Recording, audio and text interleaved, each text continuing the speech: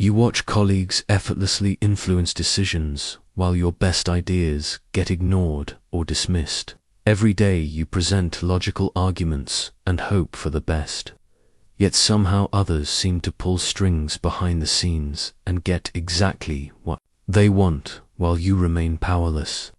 I am Niccolò Machiavelli, and I spent my lifetime studying the mechanics of power and influence in the most dangerous political arena of Renaissance Italy. What I discovered about human nature and the behaviors that make people vulnerable to manipulation will transform how you navigate any situation where influence matters. The same principles that helped me survive deadly court intrigue and write the most influential political treatise in history can protect you from being manipulated and teach you to recognize when others are trying to control you. But first, like this video, subscribe for more timeless wisdom, and comment below where you're watching from. I want to know which corner of the world is ready to master the art of influence. I remember the first time I walked through those imposing gates of the Medici Palace in Florence.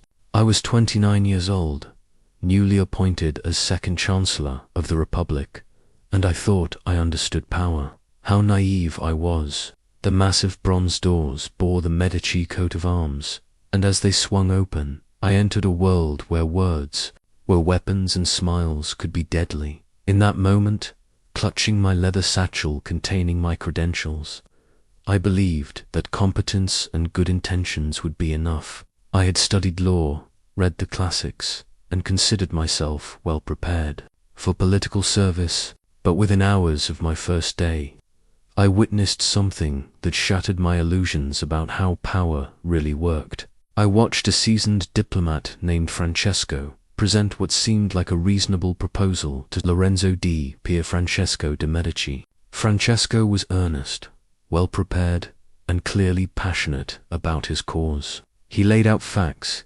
cited precedents, and made logical arguments. He was also completely ignored, not because his ideas were bad, but because everything about his behavior screamed that he could be dismissed without consequence. Francesco fidgeted with his papers, sought constant approval through nervous glances, and immediately backed down the moment anyone questioned his proposals. He was desperate to please everyone in the room, changing his position based on whoever spoke last. I realized I was watching a masterclass in how not to wield influence. But then I observed something even more revealing. Another man, Pietro, entered the same room later that day. He presented a similar proposal, but his approach was entirely different. Pietro made eye contact, spoke with quiet confidence, and when challenged, he paused thoughtfully before responding rather than immediately surrendering his position. He didn't seek approval, he commanded attention through his presence alone. The same people who had dismissed Francesco listened intently to Pietro, not because Pietro's ideas were necessarily better, but because everything about his demeanor suggested that dismissing him would come at a cost. Pietro understood something that Francesco did not. Influence is not about the merit of your ideas alone, but about how you present yourself and how others perceive your value. That evening, as I walked home through the narrow streets of Florence, I began to understand that I had entered a world governed by unwritten rules. These weren't rules about policy or procedure, but about human nature itself. Some people naturally invited respect and influence, while others practically begged to be manipulated and controlled. I realized that my legal training had prepared me to understand written laws, but it had not taught me about the psychological laws that actually governed human behavior. I had been Francesco earnest, well-intentioned, and completely unprepared for the reality of how influence actually worked. That night, by candlelight, I began what would become a lifelong study of power dynamics. I started paying attention, not just to what people said, but to how they carried themselves, how they responded to pressure, and most importantly, how others treated them as a result. I began to see patterns, certain behaviors that consistently led to being dismissed, manipulated, or exploited, while other behaviors commanded respect and genuine influence. This was my awakening to a fundamental truth. Good people with good intentions could be completely powerless if they displayed the wrong behaviors, while others could wield tremendous influence regardless of their moral character, simply because they understood these psychological dynamics. The Medici Palace gates had opened more than a building to me. They had opened my eyes to the real mechanics of human interaction and power. Years later, as I sat in my study writing what would become The Prince, I reflected on the countless political figures I had observed, analyzed, and sometimes befriended. The manuscript before me contained insights about power and leadership, but my deeper discovery was about vulnerabilities, specifically the behaviors that made certain people targets for manipulation while others remained untouchable. I had identified 7 distinct patterns that appeared again and again throughout my career. These weren't moral failings or character flaws, but behavioral tendencies that consistently signaled to manipulative people that here was someone who could be controlled, exploited, or dismissed. What fascinated me was how universal these patterns were. They appeared in every court, every negotiation, every social gathering I encountered. The first pattern I noticed was the desperate need for approval that consumed certain individuals. The second was an inability to control emotional expression in strategic situations. The third was a naive trust that bordered on willful blindness.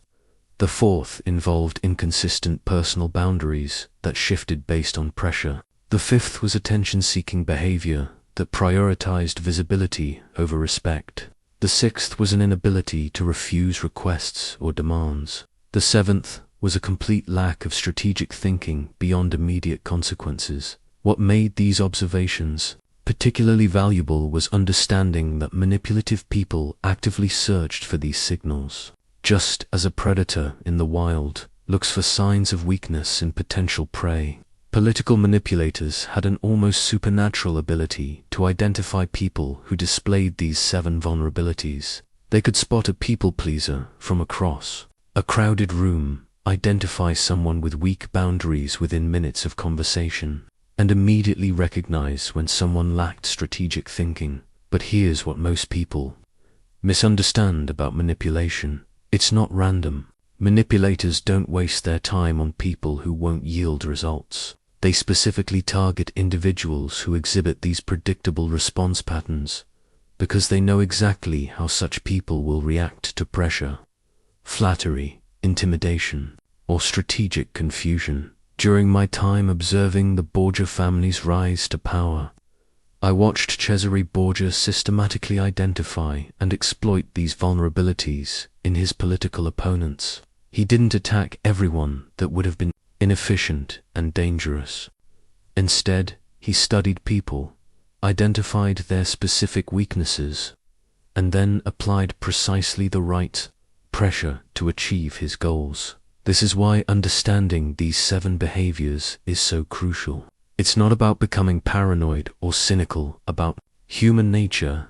It's about recognizing that certain ways of presenting yourself in the world consistently lead to being undervalued, manipulated, or controlled by others, while different approaches lead to genuine respect and influence. The tragedy I witnessed repeatedly was good people, intelligent, well-intentioned individuals who remained powerless, not because they lacked ability or moral character, but because they unknowingly displayed these vulnerability signals.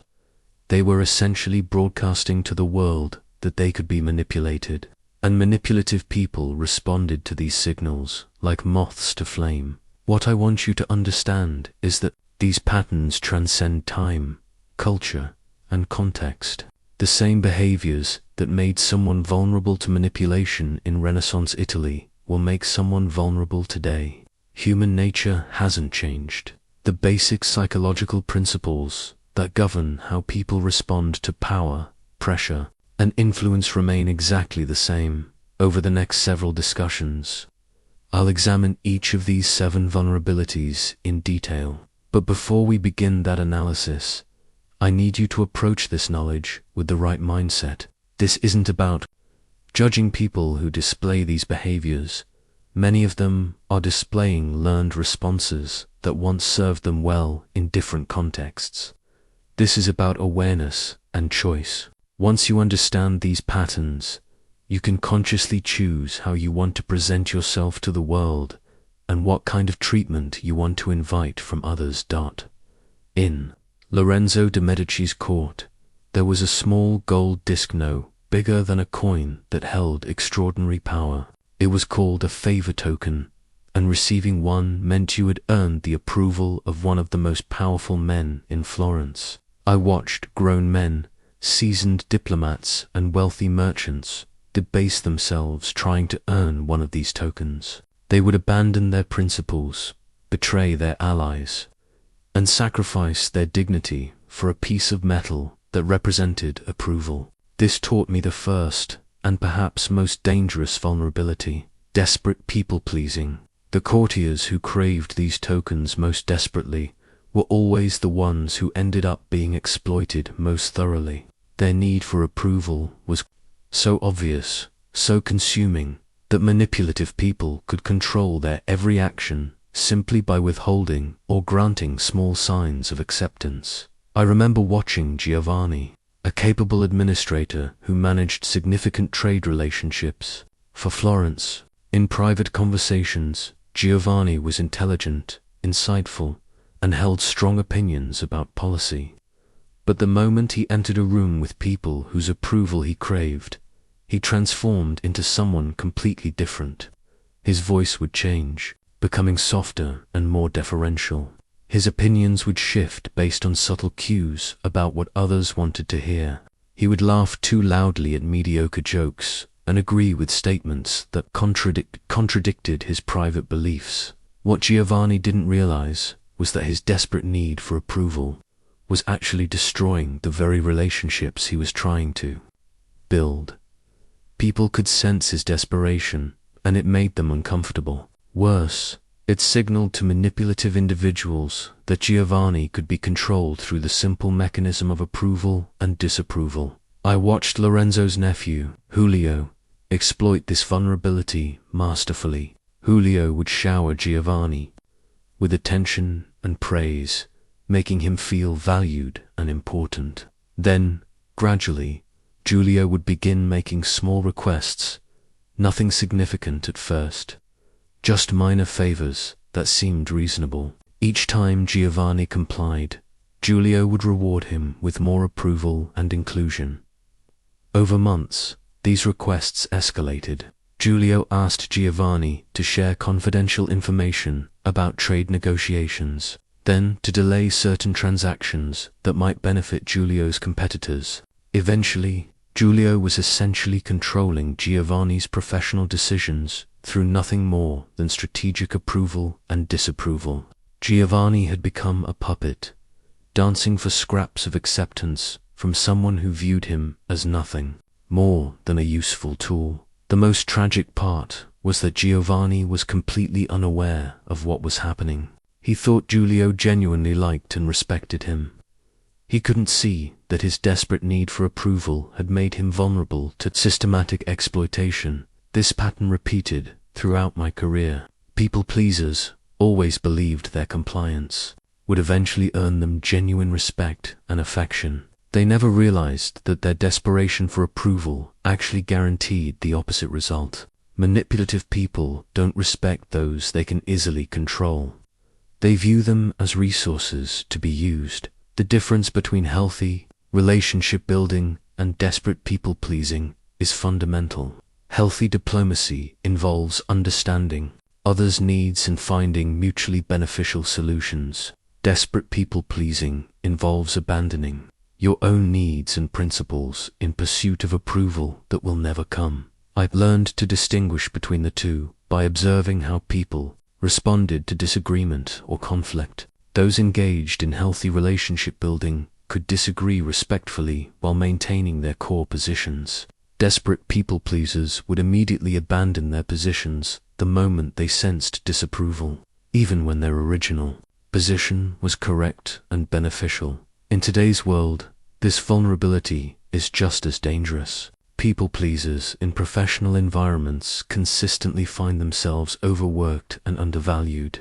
They take on additional responsibilities without additional compensation because they cannot bear to disappoint anyone. They agree to unreasonable deadlines and impossible demands because saying no feels like risking approval. Social media has amplified this vulnerability tremendously. The constant feedback loop of likes, comments, and social approval can trigger the same desperate people-pleasing behaviors I observed in Renaissance courts. People modify their opinions, their appearance, and even their values based on what generates positive responses, gradually losing themselves in pursuit of digital approval tokens. The antidote to this vulnerability is understanding that genuine respect comes from having clear principles and boundaries, not from constant accommodation.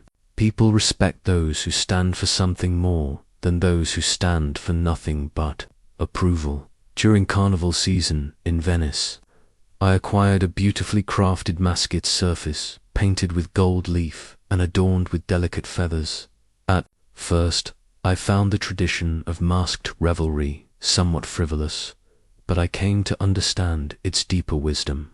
The mask represented something essential about strategic interaction, the importance of choosing what to reveal and when to reveal it. This lesson became painfully clear through my relationship with Francesco Vettori, a fellow diplomat who became both a close friend and an inadvertent teacher about emotional vulnerability. Francesco was brilliant, passionate, and completely incapable of controlling his emotional expressions in political situations. His face was an open book that anyone could read, and manipulative people learned to read it very well. I remember a crucial negotiation with representatives from the Papal States. Francesco entered the meeting confident and well-prepared, but within minutes, his emotional transparency began working against him. When the papal representatives made their initial offer, which was intentionally insulting Francesco's face, immediately showed his shock and disappointment. His body language telegraphed exactly how much the negotiation meant to him and how desperate he was to reach an agreement. The papal negotiators recognized these signals immediately and adjusted their strategy accordingly. They knew they could push harder because Francesco had already revealed his emotional investment. They could see his frustration building when they introduced unreasonable delays. They watched his hope rise and fall as they alternately offered concessions and then withdrew them. Francesco's emotions became their roadmap for how to control the entire negotiation. What made this particularly tragic was that Francesco's transparency came from a good place. He believed that showing genuine emotion would build trust and connection with the other negotiators. He thought his sincerity would be reciprocated. Instead, it was weaponized against him. I learned to distinguish between authentic emotional expression and strategic emotional control. This doesn't mean becoming cold or calculating. It means understanding that timing and context matter tremendously when sharing emotional information. In intimate relationships with trusted friends, emotional openness strengthens bonds. But in competitive or uncertain situations, excessive emotional transparency can be devastating. The most skilled manipulators I encountered were experts at exploiting emotional transparency. They would create situations designed to trigger emotional responses, then carefully observe and catalogue those responses for future use. They learned what made people angry, what made them desperate, what made them hopeful, and what made them afraid. Then they would systematically trigger these emotions to control behavior. I watched Cardinal Giuliano della Rovere use this technique masterfully. He would engage people in seemingly casual conversations about their fears, hopes, and frustrations. People would open up to him because he seemed genuinely interested and sympathetic. But Giuliano was actually gathering intelligence. He was mapping their emotional landscape so he could navigate it strategically later. During one memorable encounter, I watched Giuliano learn that a particular ambassador was deeply worried about his daughter's marriage prospects. Months later, when Giuliano needed that ambassador's support for a political decision, he casually mentioned hearing about a potential suitor who might be perfect for the man's daughter. The ambassador immediately became more cooperative, not realizing that his emotional transparency had given Giuliano a lever to move him. This doesn't mean you should never share emotions or always wear a metaphorical mask. It means developing emotional intelligence about when, where, and with whom you choose to be vulnerable. In safe relationships with people who have earned your trust, emotional openness strengthens bonds and deepens connections. But in competitive environments, or with people whose intentions you don't fully understand, strategic emotional control protects you from exploitation. The key is learning to pause between feeling and expression. When someone triggers a strong emotional response in you, that pause allows you to choose how much of that response to reveal and when. Sometimes full expression is appropriate and beneficial. Sometimes partial expression serves your interests better. Sometimes keeping your emotional response private while you gather more information is the wisest choice. Modern professional environments are full of people who exploit emotional transparency. They learn what triggers stress, excitement, fear, or hope in their colleagues, then use that information strategically. The colleague who always seems to know exactly what to say to get you to take on extra work has probably learned to read your emotional responses very well. Social media has created new forms of emotional transparency, vulnerability. People share their frustrations, hopes, fears, and triggers publicly, creating detailed emotional profiles that can be exploited by anyone who chooses to study them. The wise person maintains some mystery, some emotional privacy, as protection against those who would use emotional information as a weapon. In my private collection, I kept a letter that nearly destroyed my career, a beautifully crafted document with an official seal that appeared to be from Pope Alexander VI himself. The letter contained what seemed like crucial intelligence about French military movements, information that would have significantly influenced Florentine foreign policy. I was prepared to act on this intelligence immediately until something made me pause and examine the document more carefully. The parchment was authentic, the handwriting convincing, but there were subtle inconsistencies in the papal seal that revealed the letter to be an elaborate forgery created by Cesare Borgia. This experience taught me a devastating lesson about the third vulnerability that manipulators exploit ruthlessly: blind trust and naivety. Had I acted on that forged letter without verification, I would have led Florence into a diplomatic disaster that would have ended my political career and possibly my life. The letter was so convincing because Cesare understood exactly how trusting people think and what kind of information they would accept without question. I learned that naive trust is fundamentally different from calculated trust building. Naive trust assumes good intentions until proven otherwise and accepts information at face value. Calculated trust building involves gradual verification of character and competence over time, combined with systems for validating important information, regardless of its source. During my diplomatic missions, I encountered many well-intentioned people who fell victim to elaborate deceptions because they confused being trusting with being wise. I remember Ambassador Tommaso Soderin, a genuinely good man who believed that his own honest intentions were reflected in everyone he encountered. Tommaso would receive letters, reports, and promises from various political figures and accept them as truthful simply because questioning their veracity felt cynical to him. This made Tommaso extraordinarily vulnerable to what I came to recognize as sophisticated manipulation campaigns. Enemy agents would feed him false information mixed with just enough truth to make it believable. They would create fake documents, forge correspondence, and even arrange elaborate performances, designed to convince him of things that were completely untrue. The most devastating example occurred during negotiations with French representatives.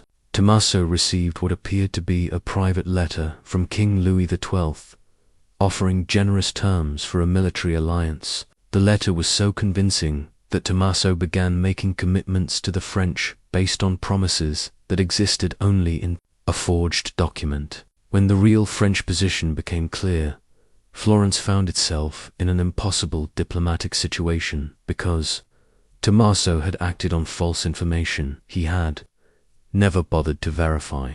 What made this particularly tragic was that Tommaso's trusting nature came from genuine goodness of heart. He wanted to believe the best about people and situations, but in the dangerous world of Renaissance politics, this goodness was systematically exploited by people who viewed his trust as weakness rather than virtue. I learned to distinguish between healthy trust and dangerous naivety by observing how people approached verification. Wise individuals understood that verification wasn't about questioning people's character, it was about acknowledging that even good people can be mistaken, misinformed, or deceived themselves. They developed systems for checking important information through multiple sources and observing actions over time rather than relying solely on words. Cesare Borgia was particularly skilled at exploiting naive trust. He would establish credibility through small, verifiable actions, then gradually escalate to larger deceptions once people had learnt to trust him. He understood that trustful people want to continue trusting once they've made an initial positive assessment, so they tend to ignore warning signs that contradict their established opinion. I watched Cesare use this technique with Count Giovanni. Sforza Cesare began their relationship by providing Giovanni with accurate military intelligence and keeping small promises promptly. Giovanni concluded that Cesare was trustworthy and stopped verifying information from him. Once this pattern was established, Cesare began mixing false information with true intelligence, gradually manipulating Giovanni's strategic decisions while maintaining Giovanni's complete trust. The key insight I developed was that trustworthiness must be evaluated continuously, not just initially. People's motivations change, circumstances evolve, and even previously reliable sources can become compromised. Wise trust involves ongoing assessment rather than permanent judgments. In today's world, this vulnerability has become even more dangerous. Information travels faster and appears more authoritative than ever before. Social media, professional networks, and digital communication make it easy to create convincing false information and establish fake credibility. The same techniques Cesare used to create forged papal letters are now used to create fake websites, false social media profiles, and elaborate digital deceptions. Modern manipulators exploit naive trust by establishing credibility in low-stakes situations, then leveraging that credibility for significant deceptions. They might begin by sharing accurate industry information or providing legitimate networking introductions, then gradually introduce false information or exploit the relationship for personal gain. The antidote to this vulnerability is developing verification habits that don't depend on trusting your initial judgment about people. Important decisions should be based on information that can be confirmed through multiple independent sources.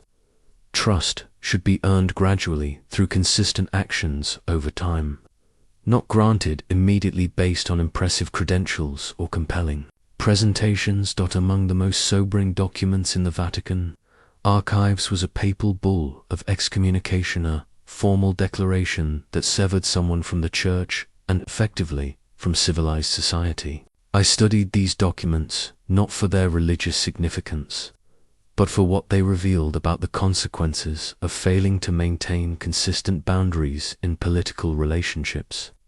Time and again, I observed that people who faced such dramatic Consequences had gradually compromised their positions through small, seemingly reasonable concessions until they found themselves in impossible situations. This taught me about the fourth vulnerability that makes people targets for manipulation: inconsistent boundaries. Those who shifted their limits based on pressure, circumstances, or the identity of the person making requests inevitably found themselves exploited by people who tested and pushed against those flexible boundaries. I learned this lesson painfully through my own relationship with Cardinal Francesco Soderini, who initially presented himself as a valuable ally, but gradually began making increasingly unreasonable demands on my time and resources. At first, his requests seemed legitimate: small favors between political associates.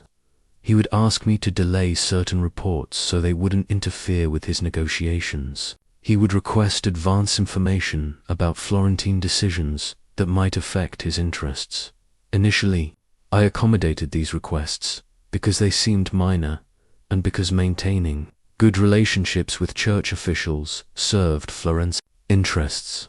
But Francesco was systematically testing my boundaries, learning exactly how much pressure it took to get me to compromise my principles. Each accommodation I made became the new baseline for his expectations. The pattern escalated.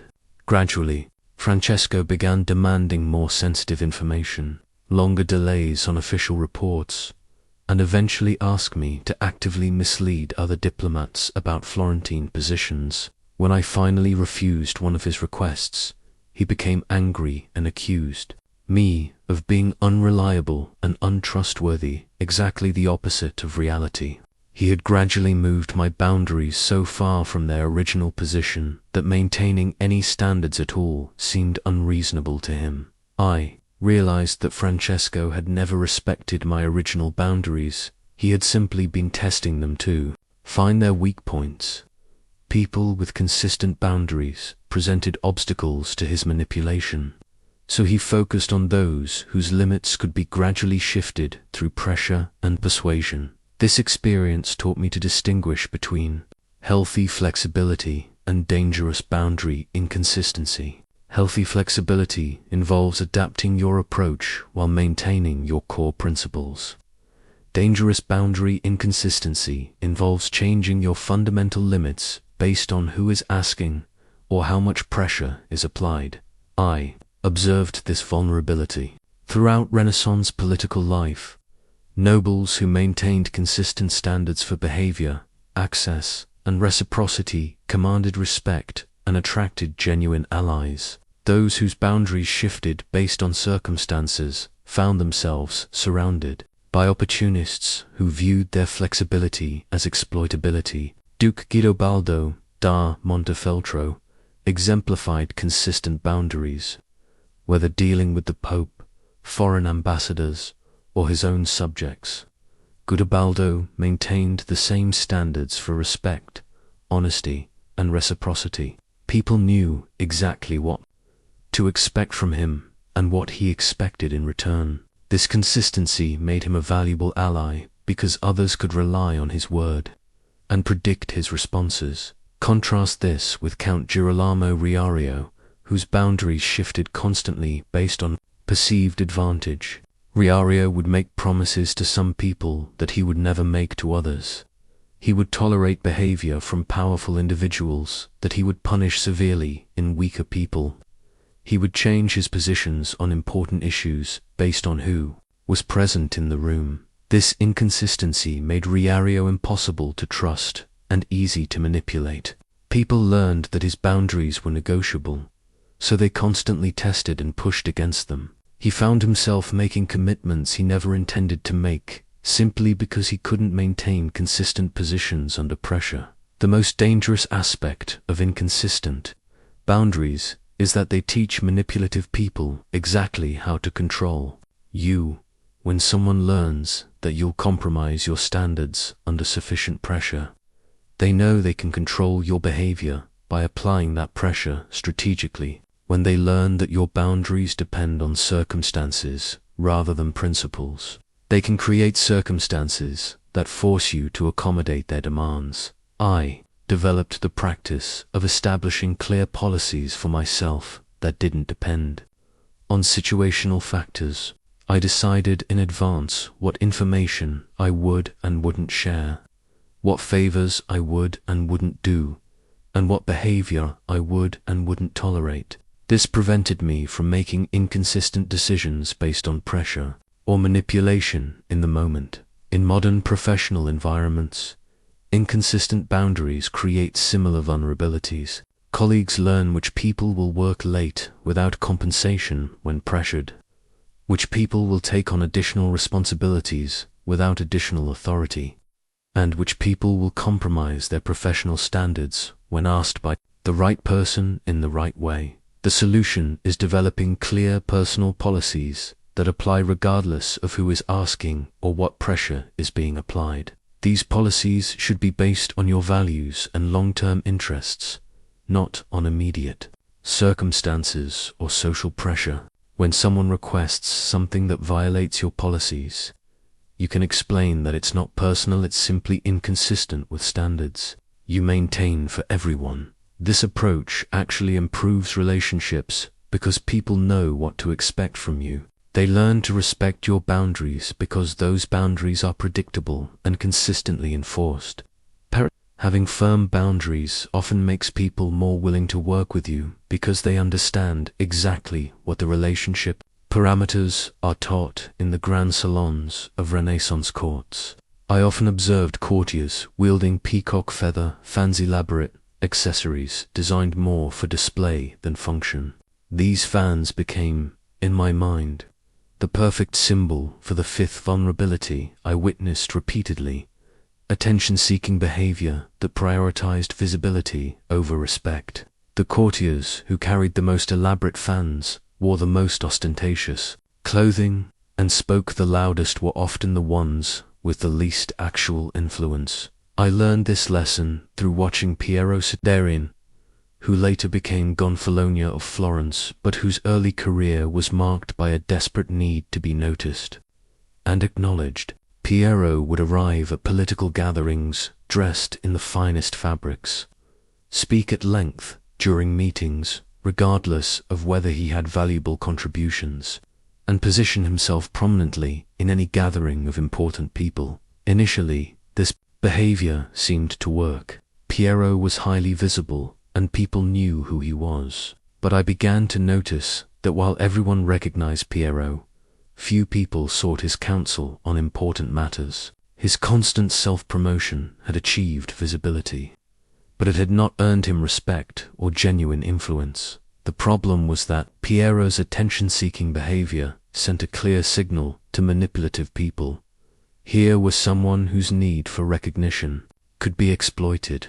I watched several cunning political operators use Piero's desire for attention to control his actions and access his resources. Count Alessandro Pazzi was particularly skilled at exploiting attention seekers like Piero. Alessandro would publicly praise Piero's wisdom and insight, ensuring that others heard these compliments.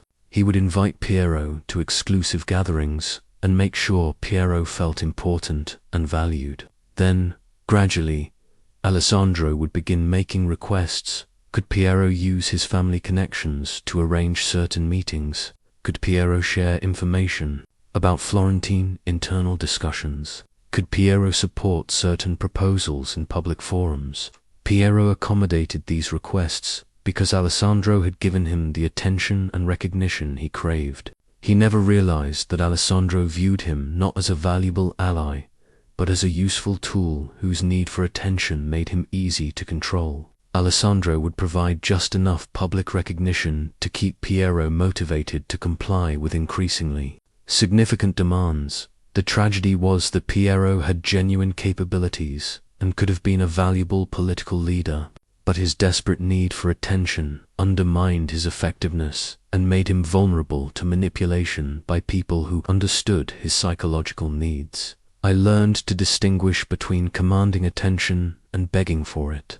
People who commanded attention did so through competence, consistency, and genuine value creation. They became visible because others sought them out for their insights, skills, or resources. People who begged for attention used performance, drama, or self-promotion to force visibility that their actual contributions hadn't earned. The difference was profound. Those who commanded attention naturally found themselves in positions of influence because people genuinely wanted to hear from them. Those who begged for attention found themselves being used by others who provided artificial recognition in exchange for compliance. During my diplomatic missions, I observed how different ambassadors approached visibility and recognition. The most effective ambassadors focused on delivering value to their home states and building genuine relationships with foreign officials. Recognition and respect followed naturally from their competence and reliability.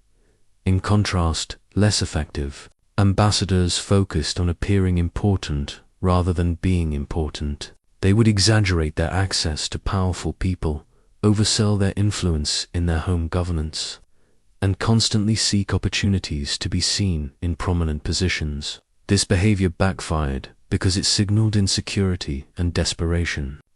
Rather than confidence and competence, foreign officials quickly learned to identify fantasizing ambassadors and exploit their psychological needs. They would provide ceremonial honors, symbolic recognition, and public acknowledgement in exchange for diplomatic concessions that genuine influence would never have yielded. These ambassadors would return home believing they had achieved great success because they had received so much attention, not realizing they had been systematically manipulated.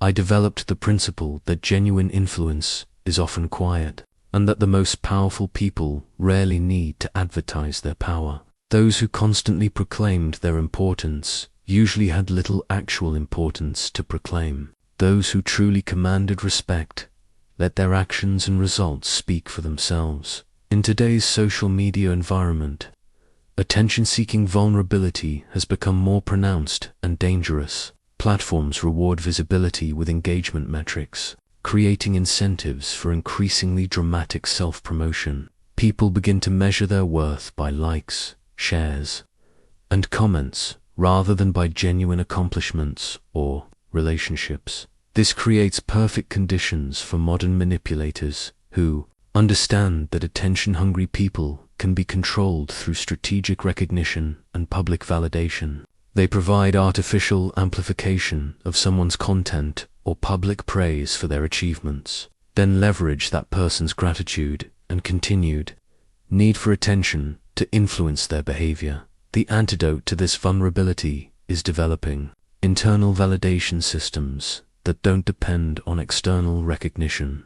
Focus on creating genuine value, building real skills, and maintaining authentic relationships. Attention and recognition may follow, but they shouldn't be the primary motivation for your actions. When recognition comes as a natural consequence of value creation rather than as the goal itself, you maintain control over your decisions and remain less vulnerable to those who would exploit your need for visibility. On my desk in the Palazzo Vecchio, I kept a scroll that grew longer each day, a continuous record of petitions, requests, favors, and demands that arrived from various political figures, merchants, clergy, and citizens.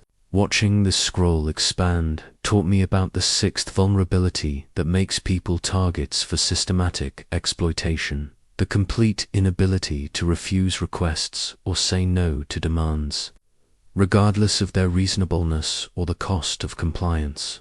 This lesson became painfully clear through my observations of Antonio Giacomini, a capable military leader who possessed excellent strategic instincts but could not refuse any request made of him personally. Antonio would agree to impossible timelines, accept responsibility for tasks outside his expertise, and commit resources he didn't control simply because he could not bring himself to say no to anyone who asked. I watched Antonio's inability to refuse requests gradually destroy his effectiveness and reputation. Military suppliers learned they could get favorable terms by approaching Antonio directly rather than going through normal procurement channels. Political figures discovered They could bypass official procedures by making personal appeals to Antonio.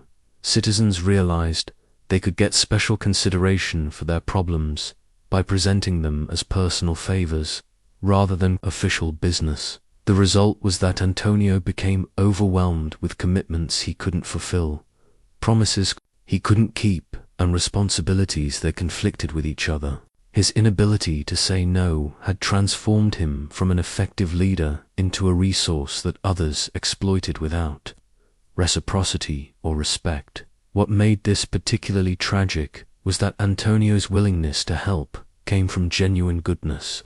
He wanted to be useful, valuable, and supportive to others. He believed that saying yes to requests would build relationships and demonstrate his commitment to serving others.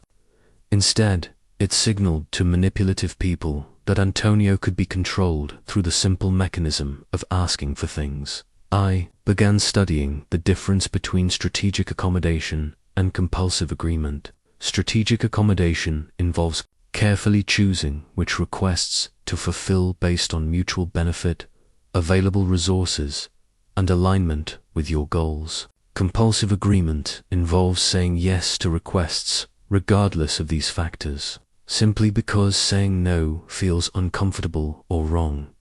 Cardinal Giuliano della Rovere was masterful at identifying and exploiting people who couldn't say no. He would begin by making small, reasonable requests of people like Antonio, requests that seemed perfectly legitimate and easy to fulfill. Once someone established a pattern of saying yes to his requests, Giuliano would gradually escalate the size and complexity of what he asked for. The brilliance of this approach was that each individual request seemed reasonable when considered. In isolation, Giuliano never asked for anything so outrageous that it would obviously trigger a refusal. But collectively, his requests would gradually consume someone's time, resources, and decision-making capacity until he effectively controlled significant aspects of their professional life. I watched this pattern with merchant banker Filippo Strozzi, who initially agreed to small financial favors for Giuliano: minor loans, delayed payments, preferential exchange rates. Each request was modest, and Filippo could easily afford to accommodate it. But over time, these small accommodations created a complex web of financial obligations that gave Giuliano significant influence over Filippo's business decisions. When Filippo finally realized what had happened and tried to refuse one of Giuliano's requests, he discovered that saying no had become nearly impossible.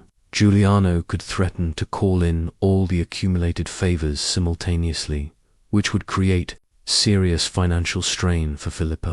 The cardinal had systematically created a situation where Filippo's past inability to say no had trapped him into continued compliance. This taught me that people who cannot say no are essentially advertising that they can be controlled through persistence and gradual escalation. Manipulative people don't need dramatic leverage. They just need to make requests consistently until the accumulated weight of agreements creates its own momentum. I've developed the principle that the ability to refuse requests is essential to maintaining control over your time, resources, and decision-making. This doesn't mean becoming selfish or unhelpful. It means being strategic about which commitments you make based on your values, priorities, and capacity. The most effective leaders, I observed, had clear criteria for evaluating requests. They would consider whether fulfilling a request aligned with their responsibilities, whether they had the actual capacity to deliver quality results, and whether the person making the request had demonstrated reciprocity in the past. This systematic approach allowed them to be genuinely helpful when appropriate, while avoiding exploitation. I learned that saying no skillfully often improved relationships rather than damaging them. When you refuse requests that you cannot fulfill well, you prevent disappointing people later. When you establish clear boundaries about what you will and won't do, people learn to respect your time and make more thoughtful requests. In modern professional environments, the inability to say no has become even more dangerous. Email, messaging, platforms, and constant connectivity make it possible for others to make requests continuously throughout the day. People who cannot refuse these requests find themselves constantly interrupted, overcommitted, and unable to focus on their most important work. The most successful people I've observed in contemporary settings have developed systematic approaches to managing requests. They have clear policies about response times, specific criteria for evaluating new commitments, and practiced ways of refusing requests that don't align with their priorities. This allows them to be helpful and collaborative while maintaining control over their time and energy. The key insight is that your willingness to say yes to everything actually makes you less valuable to others, not more valuable. People respect those who are selective about their commitments, because selectivity suggests that your agreement means something significant. When you say yes to everything, your agreement becomes meaningless. In the private quarters of the Medici palace, I often observed Lorenzo playing chess with various political figures, diplomats, and merchants. The ivory and ebony pieces on that board taught me more about the seventh and perhaps most dangerous vulnerability than any political treatise: the complete lack of strategic thinking beyond immediate consequences. Watching these games revealed the fundamental difference between tactical intelligence and strategic wisdom. Many of Lorenzo's opponents were intelligent people who could analyze individual moves brilliantly, but they consistently lost because they couldn't think more than 2 or 3 moves ahead. They would capture pieces, defend positions, and make locally optimal decisions, while Lorenzo quietly positioned his pieces for victories that wouldn't become apparent until many moves later. This pattern repeated constantly in Renaissance political life. I watched capable people make decisions that seemed perfectly reasonable in isolation, but collectively led to their downfall because they never considered long-term consequences or how their opponents might respond to their actions. The most devastating example I witnessed involved Duke Valentino Cesare Borgia and his systematic destruction of the Orsini family's political power. The Orsini were not stupid people. They were experienced political operators who had survived and thrived in Italian politics for generations. But they consistently thought only one move ahead, while Cesare was orchestrating campaigns that spanned months or years. I watched Cesare offer the Orsini what appeared to be generous terms for military cooperation against their mutual enemies. The immediate benefits were obvious and attractive: shared costs, reduced risks, access to Caesar's resources and connections. The Orsini evaluated this opportunity based on its immediate advantages and agreed to the partnership. But Cesare had designed this cooperation to serve his long-term strategy of eliminating the Orsini as competitors. He structured the partnership so that the Orsini would become financially dependent on his support, geographically isolated from their traditional allies, and militarily integrated with forces he controlled. Each individual decision the Orsini made was locally rational, but collectively these decisions gave Cesare the leverage he needed to destroy them when the time was right. The Orsini never saw this coming because they evaluated each decision independently rather than recognizing the larger pattern Cesare was creating. They thought tactically while he thought strategically, and this difference ultimately cost them everything. I learned to distinguish between people who could think strategically and those who could only react to immediate circumstances. Strategic thinkers considered how current decisions would affect future options. They anticipated how others might respond to their actions. They understood that short-term sacrifices might serve long-term advantages. Most importantly, they recognized that their opponents were also making plans and tried to understand what those plans might be. People who lacked strategic thinking made decisions based on immediate emotions, obvious benefits, or simple cause and effect reasoning. They didn't consider second-order consequences or how their actions might change the behavior of others. This made them extraordinarily vulnerable to anyone who could think several moves ahead. During my diplomatic missions, I encountered many officials who exemplified this vulnerability. They would negotiate individual agreements that seemed favorable without considering how those agreements might constrain their future flexibility. They would respond to immediate pressures without anticipating how their responses might create new pressures. They would focus on winning individual battles while losing larger wars. Ambassador Hobet was particularly susceptible to this pattern.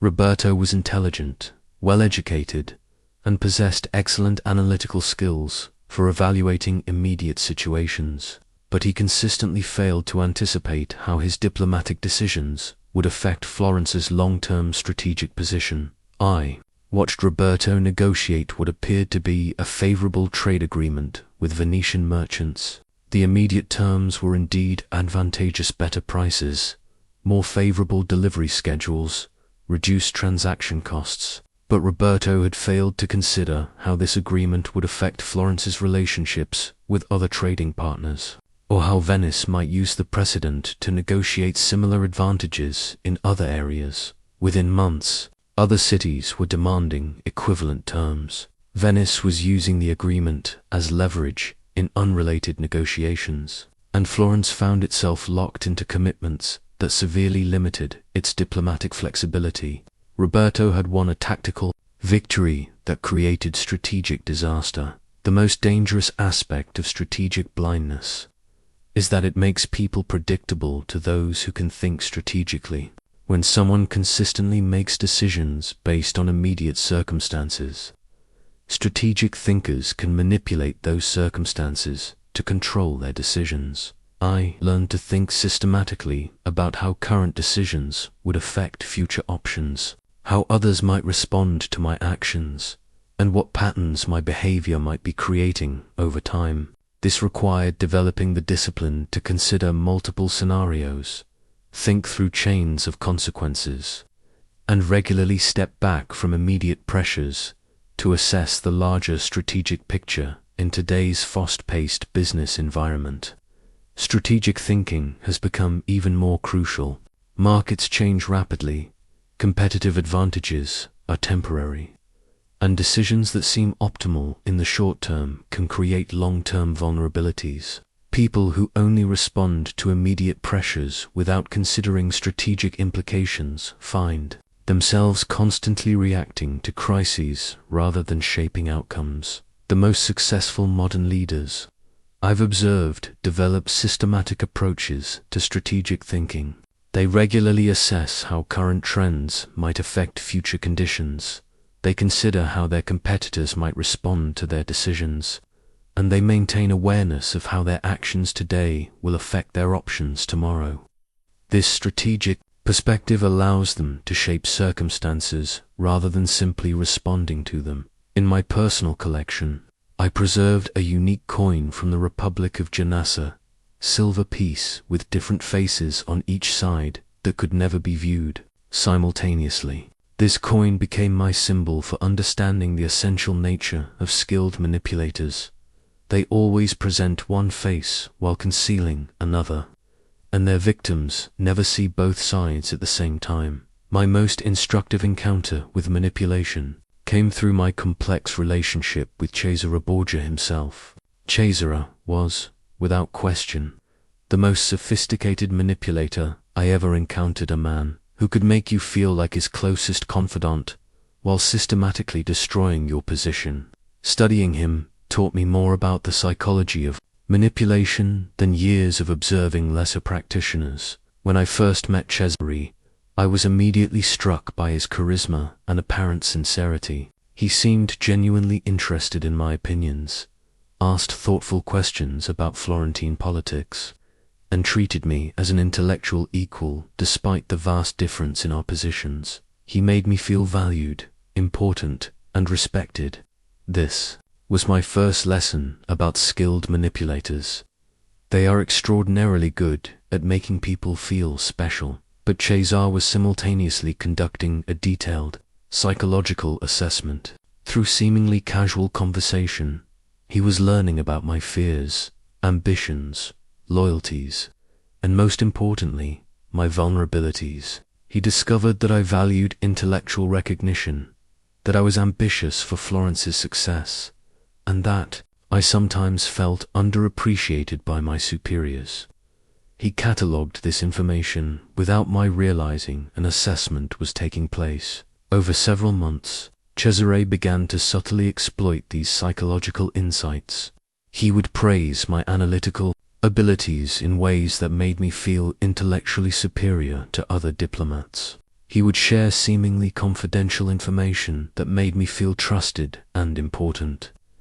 He would express frustration with other political leaders that echoed my own private complaints, creating a sense of shared understanding and alliance. What I didn't realize was that Cesare was gradually conditioning my responses. Each positive interaction made me more inclined to trust him and more invested in maintaining his good opinion. He was creating psychological dependency without my awareness. I began to look forward to our conversations and to value his approval more than I should have. Then Cesare began making requests, small ones initially, that seemed perfectly reasonable given our developing relationship. Could I share my assessment of certain Florentine officials? Could I provide advance warning about policy decisions that might affect his interests? Could I delay certain reports that might complicate his current negotiations? Each request was accompanied by logical justifications that made compliance seem wise rather than disloyal. Cesare would explain how the information would help him avoid conflicts that would ultimately harm Florence's interests. He would frame delays as diplomatic wisdom that would prevent unnecessary complications. He made compliance feel like strategic thinking rather than betrayal. I accommodated these requests because Cesare had systematically created conditions where refusal felt unreasonable and harmful to my own interests. He had made me psychologically invested in our relationship and intellectually convinced that cooperation served Florence's long-term advantage. Only gradually did I realize that Cesare had been manipulating my perceptions from our first conversation. His apparent respect for my intelligence was calculated to make me feel superior and therefore more willing to share information. His confidential revelations were strategic disclosures designed to create false intimacy. His expressions of shared frustration were psychological techniques for building artificial rapport. This experience taught me that skilled manipulators are masters of psychological conditioning. They don't rely on single dramatic moments of leverage. They gradually shape people's perceptions, emotions, and decision-making processes until manipulation feels like natural cooperation. I learned to recognize the warning signs that someone might be attempting to manipulate me.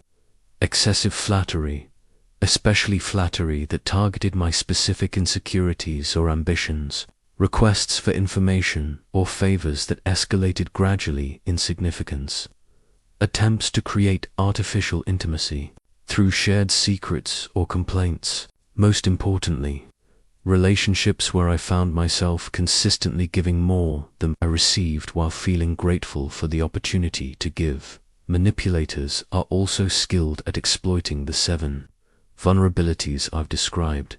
They can identify people pleasers within minutes of conversation and immediately begin providing the approval these individuals crave. They recognize emotional transparency and use emotional triggers to control behavior. They spot naive trust and begin feeding false information mixed with truth. They detect inconsistent boundaries and immediately begin testing and pushing against them. They identify attention seekers and provide strategic recognition in exchange for compliance. They find people who cannot say no and begin making escalating requests. They recognize strategic blindness and begin positioning these individuals for long-term exploitation. What makes this particularly dangerous is that skilled manipulators often provide real value in the early stages of relationships. They may offer genuine insights, useful connections, or actual assistance. This makes their manipulation harder to detect because the relationship does provide benefits, just not the mutual benefits that genuine partnerships would offer. The key to protecting yourself from manipulation is understanding that healthy relationships develop gradually and reciprocally. Both parties invest progressively more time, trust, and resources as they demonstrate reliability and compatibility. Manipulative relationships feature immediate intensity, rapid escalation of intimacy or commitment, and asymmetrical exchanges where you consistently give more than you receive. Developed the practice of paying attention to my emotional responses in new relationships. If someone made me feel unusually special, understood, or valued very quickly, I became more cautious rather than more trusting. If I found myself making exceptions to my normal boundaries or policies for someone I hadn't known long, I recognized this as a warning sign rather than evidence of a special connection. Among the most sobering documents in my archive was a broken treaty of alliance between Florence and the Duchy of Urbino, parchment torn deliberately in half to symbolize the destruction of what had once been a promising partnership. This document represented not just failed diplomacy, but the human cost of the vulnerabilities I had been studying. Good people with noble intentions had been systematically exploited until their effectiveness was destroyed and their relationships ruined. The treaty had been negotiated by Francesco Pazzi, a man of genuine intelligence and sincere dedication to Florence's welfare. Francesco possessed many admirable qualities. He was honest, hard-working, and deeply committed to serving his city, but he also displayed several of the vulnerabilities that made him a target for manipulation, and watching his downfall taught me that these weaknesses could destroy not just individuals, but entire political alliances. Francesco's desperate need for approval led him to make concessions that seemed minor, individually but collectively undermined Florence's negotiating position. His emotional transparency allowed Urbino's negotiators to read his reactions and adjust their tactics accordingly. His naive trust made him accept promises and assurances that more skeptical diplomats would have demanded to see verified through actions. Most devastatingly, Francesco's inability to say no and his lack of strategic thinking made him agree to treaty terms that created long-term vulnerabilities for Florence. He focused on achieving immediate agreement rather than considering how the treaty's language might be interpreted or exploited in future disputes. The result was a treaty that appeared successful initially, but contained provisions that Urbino systematically exploited over the following months.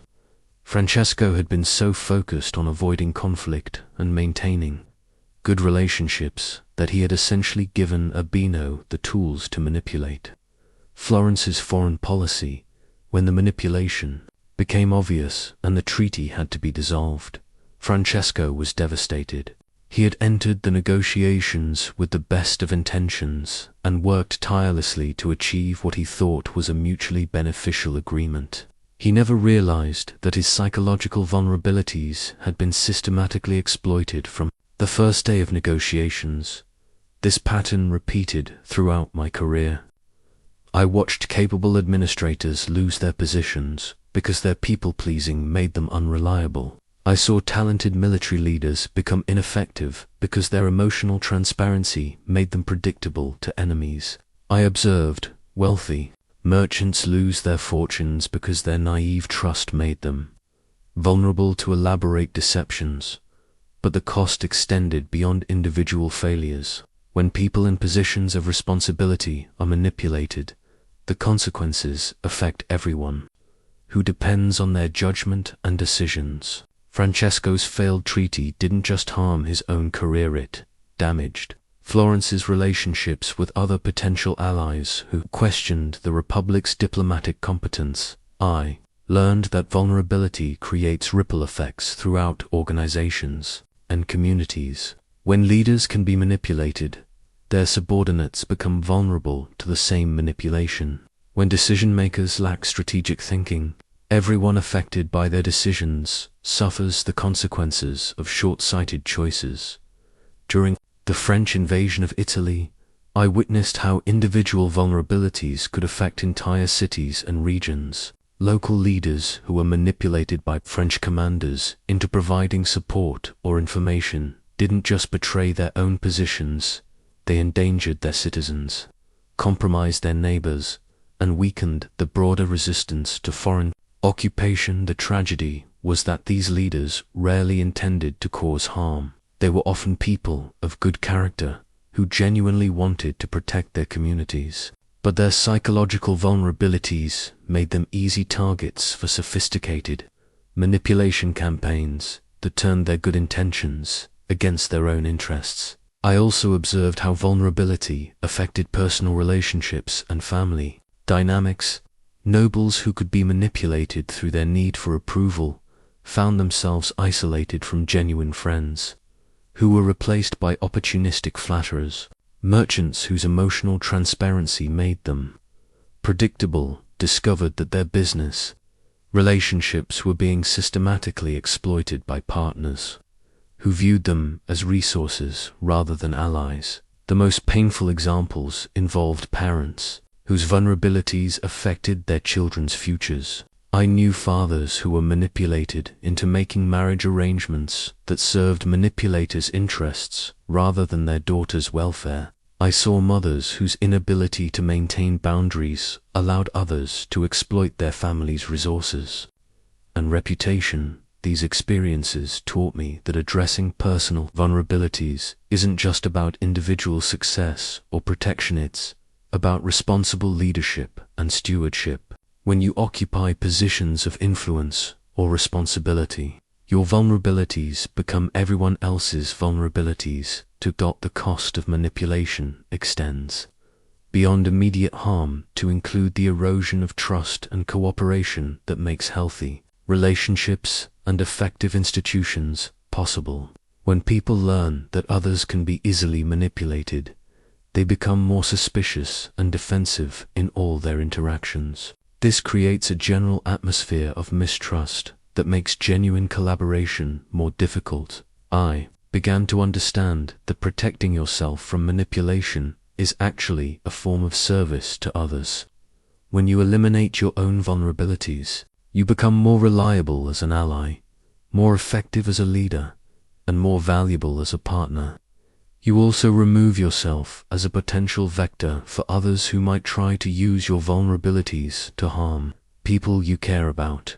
This realization transformed how I thought about personal development and self-improvement. It wasn't just about achieving my own goals or protecting my own interest.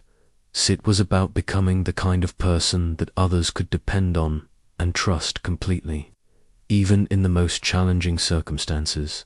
High above Florence, the fortress of San Miniato stood as a testament to the importance of defensive preparation.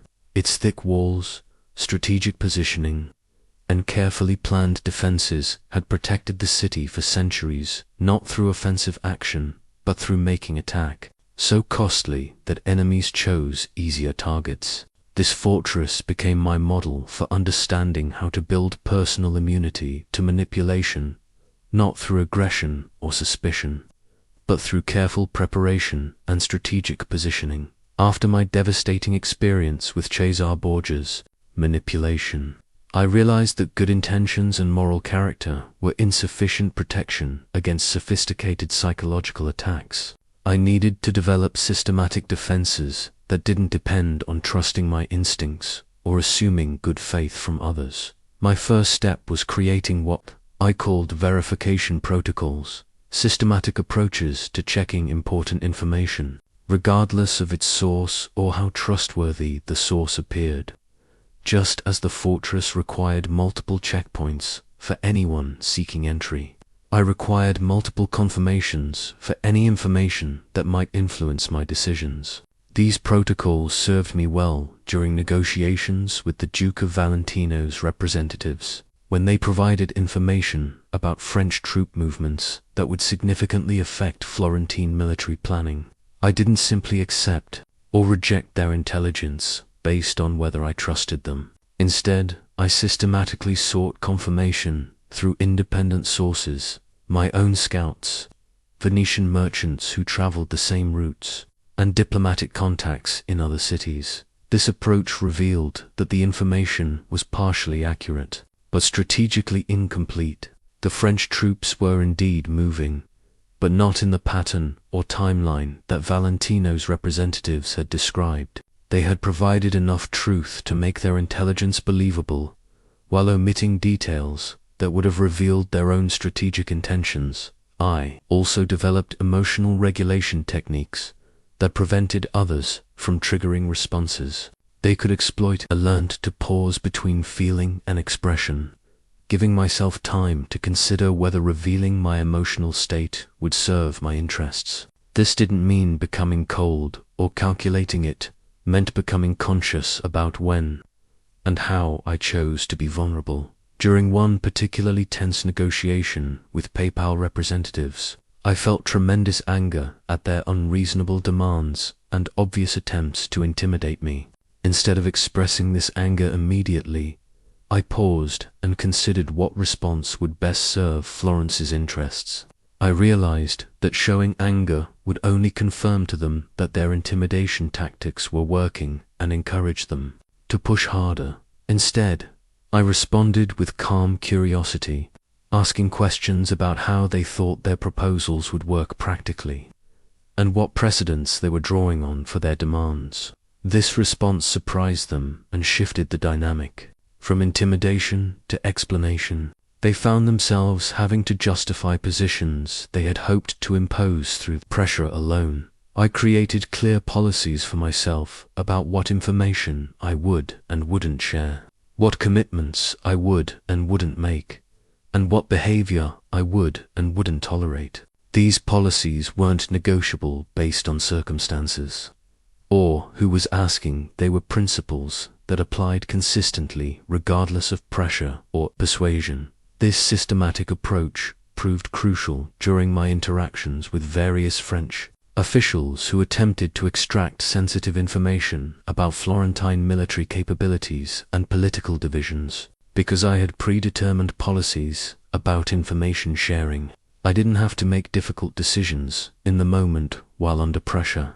I could simply explain that certain types of information weren't available for discussion, regardless of the apparent benefits of sharing them. The French officials tested these boundaries repeatedly, offering various inducements and applying different types of pressure. But because my policies were systematic rather than situational, I could maintain them consistently without appearing personally hostile or uncooperative. I was simply following predetermined principles rather than making judgments about specific requests or people. I also developed what I called strategic patience, the discipline to gather complete information before making important decisions, regardless of pressure to act quickly. Manipulators often create artificial urgency to prevent their targets from thinking carefully or seeking additional perspectives. When Cesare Borgia's representatives approached me with what they described as a time-sensitive opportunity for Florence to gain significant advantages through cooperation with their military campaigns, I resisted the pressure to respond immediately. Instead, I took time to analyze the proposal thoroughly, consult with other Florentine officials, and consider the long-term implications of the suggested alliance. This strategic patience revealed that the opportunity was actually designed to compromise Florence's neutrality at a moment when neutrality served our interests better than alliance with any faction. The artificial urgency was intended to prevent careful analysis that would have revealed the proposal's flaws. Perhaps most importantly, I learned to pay attention to my own psychological responses as early warning systems.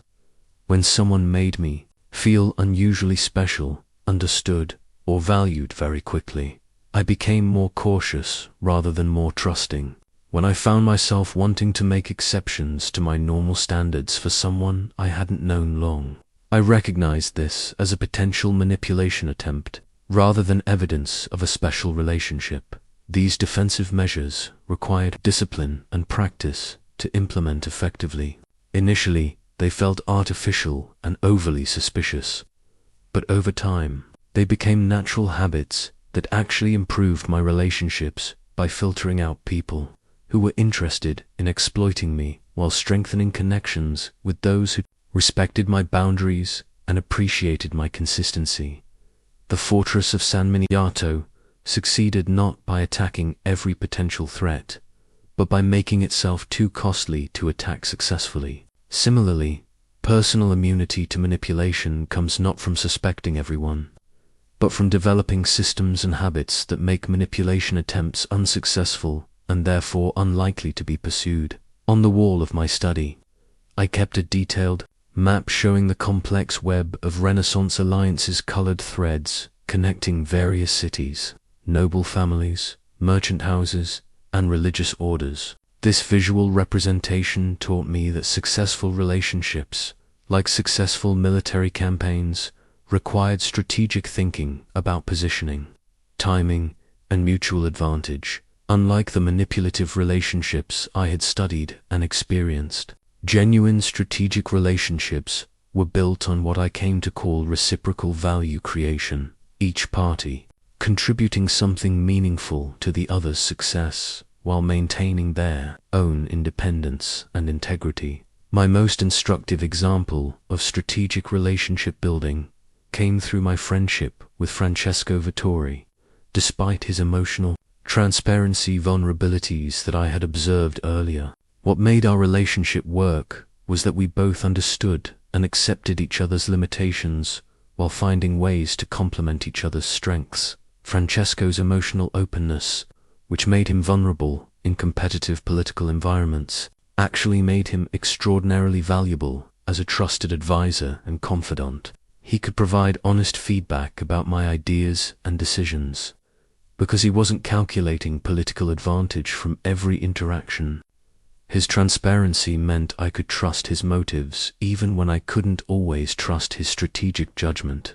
In return, I could provide Francesco with strategic perspective and emotional regulation that helped him navigate dangerous political situations. More effectively, I could analyze the long-term implications of his choices and help him understand when his emotional responses might be exploited by others. This partnership worked because we were honest about our respective vulnerabilities and found ways to protect each other rather than exploit each other's weaknesses. Francesco would warn me when my strategic thinking was becoming too detached from human realities, while I would alert him when his emotional responses were making him predictable too. Potential manipulators. Building these types of relationships required what I called graduated trust building, slowly increasing mutual investment and vulnerability based on demonstrated reliability over time. Unlike manipulative relationships that featured immediate intensity and rapid escalation, strategic relationships developed through consistent small interactions that gradually built confidence in each other's character and competence. During my negotiations with various city-states, I learned to distinguish between people who were interested in genuine partnership and those who were seeking targets for exploitation. Genuine partners would invest time in understanding Florence's actual needs and constraints, propose solutions that served both parties' interests, and demonstrate their reliability through small commitments before seeking larger agreements. Manipulative people, by contrast, would focus immediately on extracting maximum advantage from any interaction. They would make grand promises without demonstrating capability, seek sensitive information without offering equivalent transparency, and pressure for quick decisions without allowing time for careful consideration. I developed a systematic approach to relationship building that protected me from manipulation while identifying people who could become genuine allies. I would begin new relationships with small, low-risk interactions that allowed me to observe how people handled trust, pressure, and mutual obligation. One such relationship developed with merchant Antonio di Ristori, who initially approached me seeking Florentine support for his trading ventures. Instead of immediately committing significant resources or making important promises, I offered to facilitate a small introduction between Antonio and other Florentine merchants who might have mutual interests. Antonio's response to this modest assistance revealed his character. Rather than pressuring for larger commitments or complaining that my help was insufficient, he expressed genuine gratitude and followed through professionally on the introduction I had arranged. He kept me informed about how the connection developed and looked for opportunities to reciprocate with information or assistance that might benefit Florence. Over months, Antonio and I gradually increased our mutual investment and trust based on demonstrated reliability. He proved that he could handle sensitive information responsibly, fulfill commitments promptly, and think beyond immediate transactions to consider long-term relationships. I proved that I could provide valuable assistance, maintain confidentiality, and approach partnerships with genuine interest in mutual benefit. Eventually, Antonio became one of Florence's most reliable sources of intelligence about commercial and political developments throughout Italy. This relationship served both our interests effectively because it was built on tested trust rather than immediate promises or artificial intimacy. I learned that the best strategic relationships often developed with people who initially seemed less impressive than skilled manipulators. Manipulators were often charming, confident, and immediately engaging. They had perfected techniques for creating rapid rapport and artificial connection. Genuine partners were often more cautious, more modest about their abilities, and more interested in understanding your actual needs than in impressing you with their capabilities. The map on my wall reminded me constantly that individual relationships existed within larger networks of alliance and competition. A relationship that seemed beneficial in isolation might create vulnerabilities or conflicts when considered within the broader context of your other commitments and loyalties. This systemic perspective helped me avoid relationships that would compromise my existing alliances or create conflicting obligations. Before deepening any partnership, I would consider how it might affect my other relationships and whether the person I was considering as an ally had conflicts of interest that could eventually force difficult choices. The most successful strategic relationships I built were those where both parties understood and accepted these broader considerations. We could be honest about our other commitments and work together to find ways of cooperating that strengthened rather than compromised our existing networks. This approach to relationship building served me throughout my career and protected me from many potential manipulations while creating a network of genuine allies who could provide assistance, perspective, and protection when needed most. In my private study, I kept a specialized quill pen that I had commissioned from the finest craftsman in Florence, not for its beauty, but for its perfect balance and reliability when writing important documents. This pen reminded me that knowledge without implementation is as useless as a beautiful tool that no one ever picks up. Understanding the 7 vulnerabilities that make people targets for manipulation meant nothing unless I translated that understanding into concrete changes in my behavior and decision-making. The first step in transforming awareness into protection was conducting what I called a vulnerability audit of my own patterns and tendencies. I forced myself to honestly assess which of the 7 vulnerabilities appeared in my own behavior and under what circumstances I was most likely to display them. I discovered that my greatest vulnerability was the desperate need for intellectual recognition. While I wasn't a people pleaser in most areas, I was susceptible to flattery about my analytical abilities and strategic insights. When someone praised my intelligence or sought my counsel on complex problems, I became more likely to share information I should have kept confidential and more willing to invest time and energy without sufficient reciprocity. This self-awareness proved crucial when Cardinal Francesco Soderini began what I now recognize as a systematic manipulation attempt. The Cardinal would seek my opinion on complex political questions, praise my insights extensively, and make me feel like his intellectual equal, despite our vast difference in formal authority. Previously, I might have been flattered into gradually sharing more sensitive information and making larger commitments to assist him. Instead, recognizing my vulnerability allowed me to enjoy the Cardinal's intellectual respect while maintaining appropriate boundaries. About information sharing and resource allocation, I could appreciate his recognition of my abilities without allowing that appreciation to compromise my judgment about what assistance was appropriate to provide. The second step was developing specific protocols for each vulnerability I had identified. Rather than relying on willpower or good intentions to resist manipulation, I created systematic approaches that didn't depend on recognizing manipulation attempts in the moment. For my intellectual vanity vulnerability, I established a policy that important information sharing and significant commitments would be delayed by at least 1 day, regardless of how flattering or urgent the request seemed. This cooling-off period allowed me to evaluate requests based on their merit and appropriateness rather than on my emotional response to intellectual recognition. This protocol proved invaluable during negotiations with French diplomatic representatives who were clearly well briefed about my intellectual interests and accomplishments.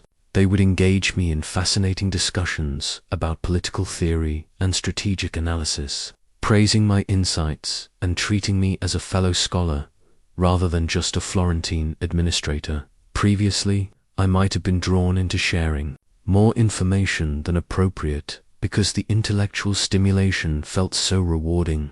With my delay protocol in place, I could enjoy these conversations while maintaining professional boundaries about what information I shared and what commitments I made. The third step was developing what I called decision-making frameworks that incorporated protection against all 7 vulnerabilities. These frameworks helped me evaluate opportunities, requests, and relationships systematically rather than relying on immediate emotional or intellectual responses. When someone presented me with an opportunity or made a request, I would ask myself specific questions. Am I being asked to compromise important principles to gain approval? Is this person trying to trigger emotional responses to control my decisions? Am I being pressured to trust without verification? Are my boundaries being tested or pushed? Is the attention or recognition I'm receiving contingent on compliance? Am I being asked to commit to things I cannot reasonably deliver? What are the long-term strategic implications of this decision? This systematic approach helped me identify manipulation attempts that might have succeeded if I had relied only on intuition or emotional responses. It also helped me recognize genuine opportunities that I might have dismissed due to excessive suspicion or cynicism. The fourth step was practicing these new approaches in low-stakes situations before I needed them in high-pressure environments. I would use my vulnerability protocols and decision-making frameworks in routine interactions, minor negotiations, and everyday relationship management. This practice made the approaches feel natural and automatic rather than artificial or effortful. When I encountered a major manipulation attempt or high-stakes decision, I could rely on habits and systems that had become second nature rather than trying to implement new techniques under pressure. The fifth step was building accountability systems that helped me maintain these improved behaviors over time. I asked trusted advisors like Francesco Vittori to observe my decision-making and alert me when they noticed me reverting to vulnerable patterns. I also created regular self-assessment periods where I would review recent decisions and interactions to identify areas where I had handled situations well and areas where I could improve. This ongoing refinement helped me adapt my approaches based on experience and changing circumstances. The transformation from awareness to protection was gradual but dramatic. Over months, I noticed that manipulative people seemed less interested in targeting me for their schemes. The approaches that had previously made me vulnerably tense to flatter my intelligence, create artificial urgency, or exploit my desire to be helpful simply stopped working. More importantly, my relationships with genuine allies became stronger because they could depend on my consistency and reliability. People knew what to expect from me and could trust that my commitments were based on careful consideration rather than momentary emotional responses or pressure. This systematic approach to personal transformation became one of the most valuable skills I developed during my political career, not just for protecting myself from manipulation, but for becoming the kind of person that others could trust and depend on completely. Across the centuries, I observe a bridge that spans from Renaissance Florence to your contemporary world, bridge built not of stone and mortar, but of unchanging human nature. The same psychological vulnerabilities that made people targets for manipulation in my time continue to operate with exactly the same effectiveness today, though the methods and contexts have evolved dramatically. In your modern workplace environments, I see the same patterns I witnessed in Renaissance courts, but amplified and accelerated by technology and organizational complexity.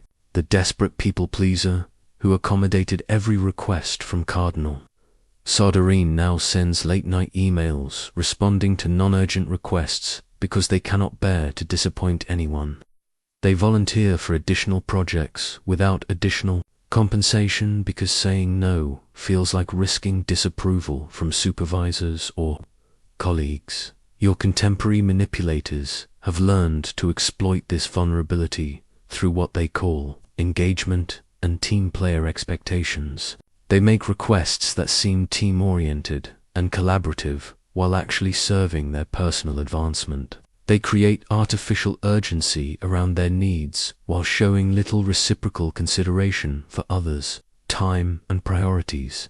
The excessive emotional transparency that made Francesco Vettori predictable to PayPal negotiators now manifests in professional environments where people share too much personal information too quickly with colleagues who haven't earned that level of trust.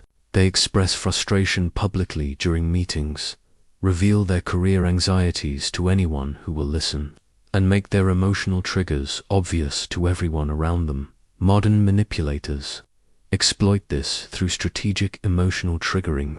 Learn what makes their colleagues stressed, excited, frustrated, or hopeful, then systematically create those emotional states to influence decision-making. They offer artificial empathy and understanding too, extract sensitive information that can be used strategically later. The naive trust that made Tommaso Soderini vulnerable to forged documents now appears in digital environments, where people accept information at face value without verification.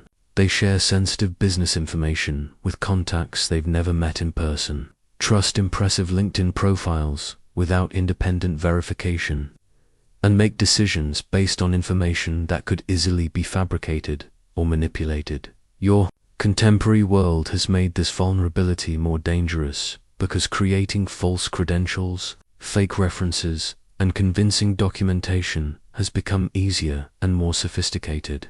The same techniques Cesare Borgia used to create forged PayPal letters now create fake websites, false social media profiles, and elaborate digital personas designed to establish credibility for manipulation purposes. The inconsistent boundaries that made various Renaissance nobles easy to exploit now manifest in professional settings where people cannot maintain consistent policies about their time, attention, and resources. They work late for some colleagues, but not others, share confidential information with certain people while maintaining secrecy with others, and change their standards based on who is making requests rather than maintaining consistent principles. Modern manipulators exploit this by testing boundaries systematically through email, messaging platforms, and meeting requests.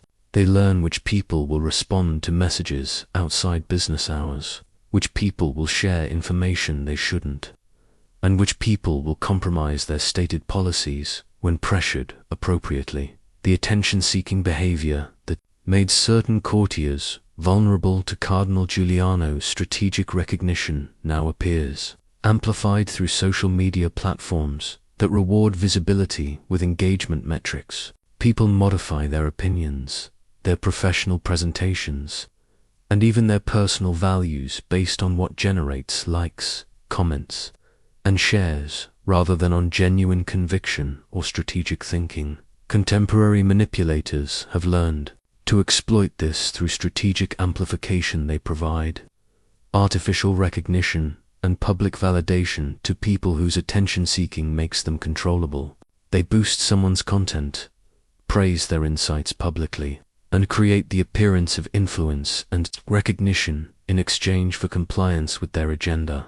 The inability to say no that destroyed Antonio Giacomini's effectiveness now manifests in people who cannot refuse meeting requests, additional responsibilities, or demands on their time, regardless of their actual capacity to deliver quality results. They become overcommitted, overwhelmed, and ultimately less valuable to everyone because their agreement to everything makes their agreement meaningless. Modern technology has made this vulnerability more dangerous because requests can be made continuously through multiple channels, email, messaging apps, video calls, and various project management platforms.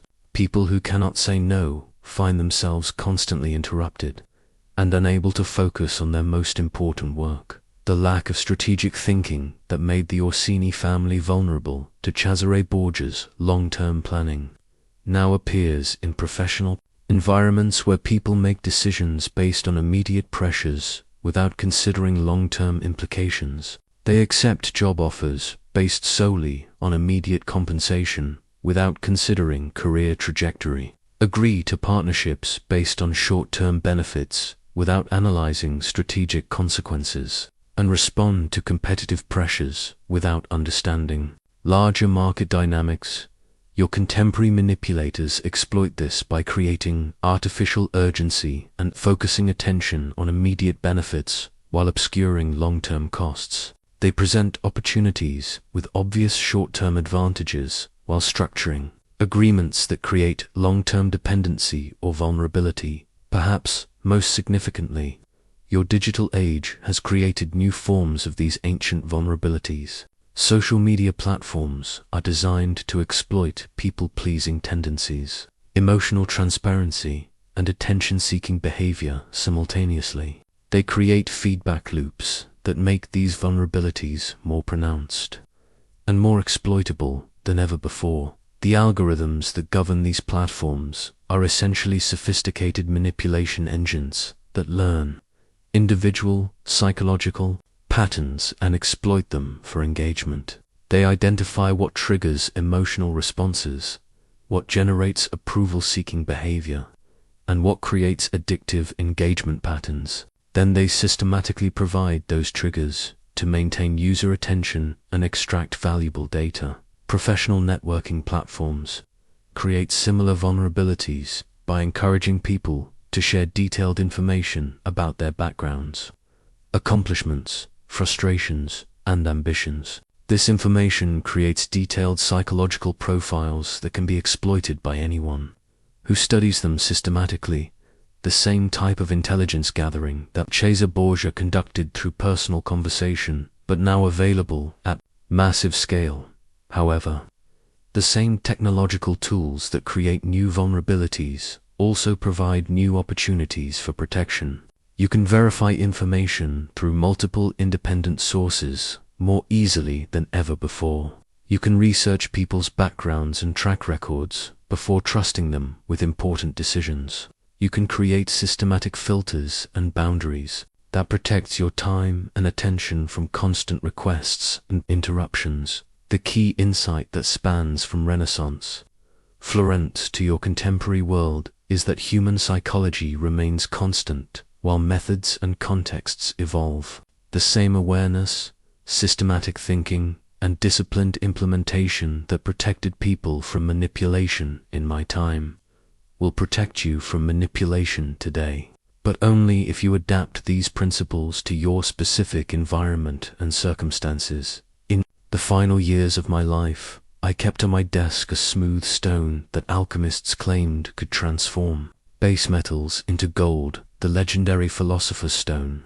While I never believed in its magical properties, this stone symbolized for me the true transformation that understanding, manipulation, and power had created in my own life. The change from someone who could be easily exploited into someone who could protect both myself and others from those who would abuse psychological vulnerabilities. The knowledge I had gained about human nature and manipulation came with profound responsibility. I had learned to recognize the 7 behaviors that make people vulnerable, understand how manipulators exploit these weaknesses, and protect myself from sophisticated psychological attacks. But this awareness also meant I could potentially use the same techniques to exploit others if I chose to do so. This created what I came to think of as the fundamental moral choice that faces everyone who understands manipulation. Will you use this knowledge to protect people or to exploit them? Will you become a guardian of others' vulnerabilities or someone who profits from them? I chose protection over exploitation, but this choice required constant vigilance about my own motivations and behavior. When I recognized that someone displayed people-pleasing tendencies, I could either help them develop stronger boundaries or exploit their need for approval to control their actions. When I observed emotional transparency that made someone predictable, I could either discreetly protect them from others who might exploit this vulnerability or use their emotional patterns to manipulate their decisions. The temptation to use these insights for personal advantage was real and persistent.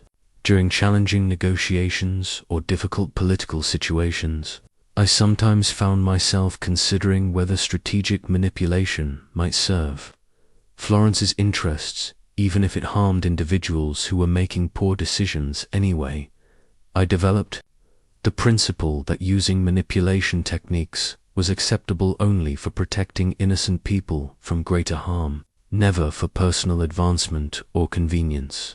This meant I would sometimes intervene to prevent others from being exploited, even when that intervention cost me potential advantages. During one particularly complex situation, involving French military commanders who were systematically exploiting local Florentine merchants through psychological manipulation, I chose to warn the merchants about the techniques being used against them, rather than allowing the exploitation to continue while positioning myself to benefit from the resulting chaos. This decision cost me potential intelligence about French military planning and reduced my influence with the French commanders. But it protected decent people who were being systematically deceived and exploited through no fault of their own except psychological vulnerability. Living with this knowledge also meant accepting a certain degree of isolation. Once you understand how manipulation works, you see it constantly in social interactions, political relationships, and professional environments. You recognize when people are being exploited, when individuals are using others' vulnerabilities against them, and when apparently innocent interactions are actually sophisticated influence campaigns. This awareness can make ordinary social interaction feel exhausting and artificial. You notice when someone is using attention-seeking behavior to control a conversation, when apparent friendship is actually strategic networking, and when emotional sharing is designed to extract reciprocal vulnerability rather than build genuine connection. I learned to navigate this isolation by focusing on the genuine relationships that remained once artificial ones were filtered out. People who didn't manipulate others, who respected boundaries, who engaged authentically rather than strategically. These individuals became even more valuable once I could distinguish them clearly from those who viewed every interaction as an opportunity for advantage. The most profound change was in how I thought about strength and vulnerability. I had initially viewed the 7 behaviors I identified as weaknesses that needed to be eliminated, but I came to understand that the underlying human needs these behaviors represented the desire for connection, approval, trust, and belonging were not weaknesses at all. They were essential human qualities that made life meaningful and relationships possible. The problem was not having these needs, but expressing them in ways that made exploitation possible. The solution was not becoming cold or calculating, but learning to meet these human needs through relationships and approaches that included appropriate protection against those who would abuse them. This realization allowed me to maintain my humanity while protecting myself from manipulation. I could still seek intellectual recognition, but through relationships with people who had earned the right to provide it. I could still trust others, but through graduated processes that verified trustworthiness over time. I could still be helpful and generous, but within boundaries that prevented exploitation. The philosopher's stone on my desk reminded me daily that the real transformation was not from vulnerable to invulnerable, but from unconscious to conscious about the dynamics of influence and power. This consciousness allowed choice about who to trust, how much to reveal, what to commit to, and how to respond to pressure. Most importantly, it allowed me to use whatever influence I possessed in service of justice and truth rather than personal advancement. Understanding how power worked meant I could help ensure it was used responsibly rather than abused against those who couldn't protect themselves. This became my definition of wisdom: knowledge combined with the moral commitment to use that knowledge for protection rather than exploitation, for service rather than domination, for strengthening others rather than weakening them for personal gain. Before you lies an open road, map not one drawn on parchment with ink, but one created by the choices you make about how to implement the knowledge I have shared with you. This map represents the journey ahead for those who choose wisdom over vulnerability, conscious strength over unconscious weakness, and strategic thinking over reactive responses to manipulation. As I reflect on everything I have learned about human nature, power, and the 7 behaviors that make people targets for exploitation, I want you to understand that this knowledge is not an end in itself. It is a beginning. Understanding these patterns gives you the power to choose how you want to present yourself to the world and what kind of treatment you want to invite from others. The path forward requires courage, because recognizing your own vulnerabilities can be uncomfortable, and changing long-established patterns demands sustained effort. It requires wisdom, because the goal is not to become cynical or manipulative yourself, but to develop conscious strength that serves justice and truth. Most importantly, it requires commitment, because protecting yourself and others from manipulation is not a one-time decision but an ongoing practice. I have shown you how desperate people-pleasing invites exploitation, how emotional transparency can be weaponized against you, how naive trust creates opportunities for deception, how inconsistent boundaries teach others that your limits are negotiable, how attention-seeking behavior signals psychological needs that can be manipulated, how inability to say no advertises that you can be controlled through persistence, and how lack of strategic thinking makes you predictable to those who think several moves ahead. But more importantly, I have shown you that each of these vulnerabilities can be transformed into conscious strength without losing your humanity or becoming cold and calculating. You can build genuine relationships while protecting yourself from those who would exploit your openness. You can maintain appropriate trust while developing verification systems that protect you from deception. You can be helpful and generous while maintaining boundaries that prevent exploitation. The choice before you is simple but profound. Will you continue to unconsciously display the behaviors that make manipulation possible, or will you consciously develop the awareness and habits that make manipulation ineffective? Will you remain someone that manipulative people view as a potential target, or will you become someone they recognize as too costly to attempt to control?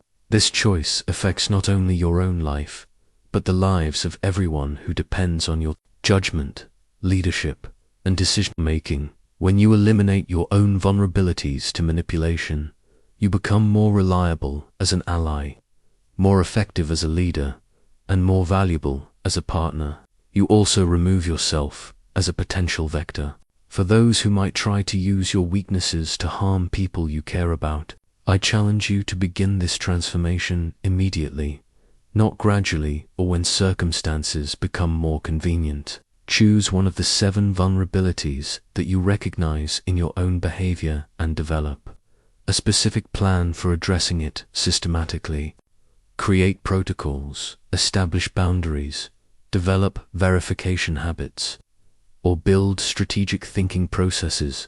Whatever specific approach addresses your particular vulnerability, practice these new approaches in low-stakes situations until they become natural and automatic. Seek feedback from trusted advisors who can help you recognize when you are reverting to vulnerable patterns. Most importantly, remember that this is an ongoing practice, not a destination. Even with the best awareness and preparation, you will occasionally encounter manipulation attempts that challenge your defenses. The goal is not perfection, but conscious choice about how you respond to pressure, how much you reveal to whom, what commitments you make and why, and how you evaluate opportunities and relationships. This consciousness allows you to maintain your essential humanity while protecting yourself from those who would exploit your human needs and desires. As you implement these changes, you will likely notice that certain people become less interested in maintaining relationships with you. This is not a loss, it is valuable information. People who lose interest when you become less manipulable were never genuinely interested in your welfare anyway. They were interested in your utility to their agenda. Conversely, you will find that your relationships with genuine allies become stronger and more meaningful because they can depend on your consistency and trust your judgment completely. These authentic relationships, built on mutual respect rather than exploitation, will become the foundation for whatever influence and success you achieve. The road ahead is challenging but rewarding. It leads to a life where you maintain control over your decisions, energy, and resources while contributing meaningfully to the welfare of others. It leads to relationships based on genuine mutual benefit rather than manipulation or exploitation. It leads to influence that serves justice and truth rather than personal advantage at others' expense. Take the first step on this path today. The world needs people who understand manipulation but choose protection over exploitation, who recognize vulnerability but respond with strength rather than predation, who possess power but use it in service of others rather than domination. Over them, your journey toward conscious strength and strategic wisdom begins now.